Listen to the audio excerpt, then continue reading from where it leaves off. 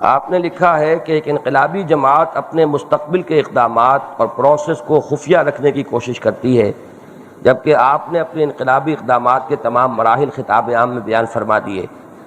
کیا تاریخ الانبیاء یا سیرت محمد صلی اللہ علیہ وسلم سے اس کی بات کی تائید ہوتی ہے کہ انقلابی جماعت اپنے مستقبل کے اقدامات کو اس طرح واشگاف بیان کرے جیسے آپ نے بیان کیا؟ علامہ مشرقی نے یہی غلطی کی تھی، وہ تباہ ہوئے، آپ بھی ایسا ہی کر رہے ہیں۔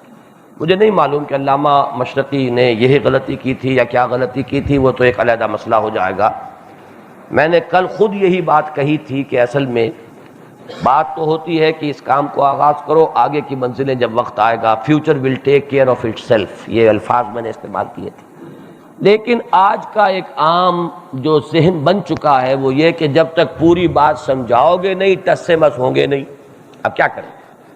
پھر یہ کہ مختلف جماعتیں چونکہ موجود ہیں، لوگوں کو بھی سوچنا پڑتا ہے کس کا کیا طریقہ کار ہے، کس نے کیا پروسیس دیا ہے، تو اس لیے اس کے اندر مجبوری ہے کہ اس کو بیان کیا جائے، اور اس میں کوئی چیز جرم نہیں ہے۔ یہ تو نہیں ہے کہ ہمارے ہاں اس وقت مارشل لا ہے، اس کی وجہ سے حقوق وغیرہ اور یہ ساری چیزیں۔